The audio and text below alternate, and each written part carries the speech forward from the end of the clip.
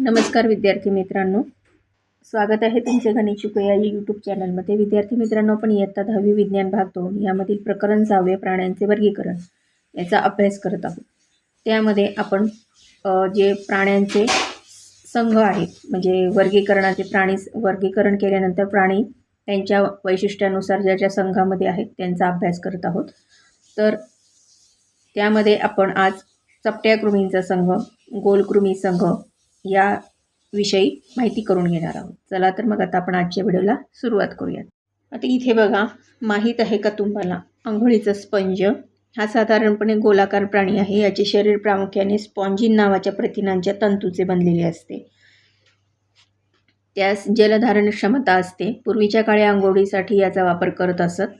तसेच लोड तक्के बनवण्यासाठी सुद्धा ते वापरत असत। कार्यालयात तिकिटे चिकटवताना ती ओली करण्यासाठी किंवा कागद आणि चलनी नोट मोजताना याचा वापर होतो। तुम्ही तो स्पंज पिवळ्या रंगाचा बघितला असेल बघा, तो हा स्पंज आहे। आता चपट्या कृमींचा संघ म्हणजे फायलम प्लॅटीएल्मेंथिस।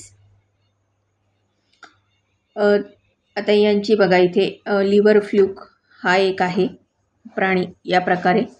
त्यानंतर इथे पट्टी कृमी इथे दाखवली आणि प्लॅनेरिया हे या वर्गातले प्राणी आहेत। यांची आपण वैशिष्ट्ये बघू काय आहेत।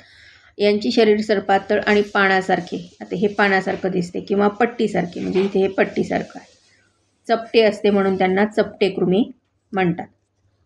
बहुतेक प्राणी अंतःपरजीवी असतात, परंतु थोडे स्वतंत्र राहणारे असून पाण्यात आढळतात। यांचे शरीर देहगुहाहीन असून द्विपार्श्व सममिती असते।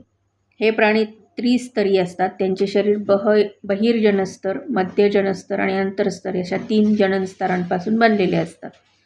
हे प्राणी उभयलिंगी असतात, म्हणजे एकाच प्राण्याच्या शरीरात नर आणि मादी या दोन्ही प्रजनन संस्था असतात। उदाहरणार्थ प्लॅनेरिया, लिव्हर फ्लूक, पट्टकृमी ही जी 3 उदाहरणे आहेत ती इत्यादी ही यांची उदाहरणे आहेत।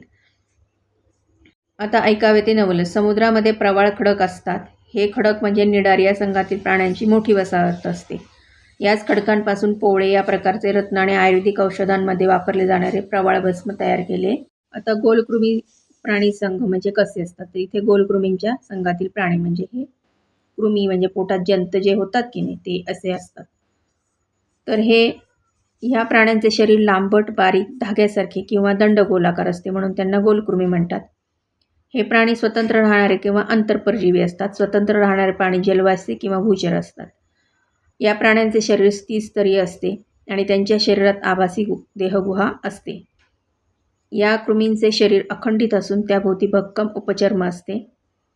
हे प्राणी एकलिंगी असतात। पोटातील जंत, हत्तीपाय रोगाचा जंत, डोळ्यातील जंत इत्यादी ही यांची उदाहरणे। आता वलई प्राणी संघ यामध्ये हे बघा, ही जे इथे गांडूळ, जळू, नेरीस ही काय आहेत यांची उदाहरणे आहेत। तर ते काय असतात, आता त्यांची वैशिष्ट्य काय आहेत ते आपण बघूयात। हे प्राणी लांबट दंडाकृती असून त्यांच्यात कायखंड खंडीभवन आढळते म्हणून त्यांना खंडीभूत कृमी म्हणतात। हे प्राणी स्वतंत्र राहणारे असतात, परंतु काही बाह्य परजीवी असतात आणि त्यातले जे स्वतंत्र राहतात ते गोड्या पाण्यात किंवा समुद्रात राहतात आणि काही भूचर पण असू शकतात। हे प्राणी त्रिस्तरी, द्विपार्श्व सममिती आणि सत्यगुहादेहयुक्त आहेत।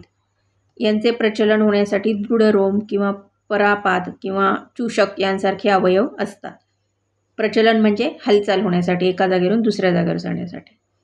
यांच्या सर्वांगाभोवती विशिष्ट उपचर्म म्हणजे क्युटिकल असते। हे प्राणी उभयलिंगी किंवा एकलिंगी असतात। उदाहरणार्थ गांडूळ, जळू, नेरीस इत्यादी ही त्यांची उदाहरणे इथे आपल्याला त्यांनी दिलेली आहेत। आता इथे माहिती मिळवामध्ये जे प्रश्न विचारलेले आहेत त्यांची उत्तरे बघूयात। हे बघा, हे 2 प्रश्नांची उत्तरे इथे आहेत।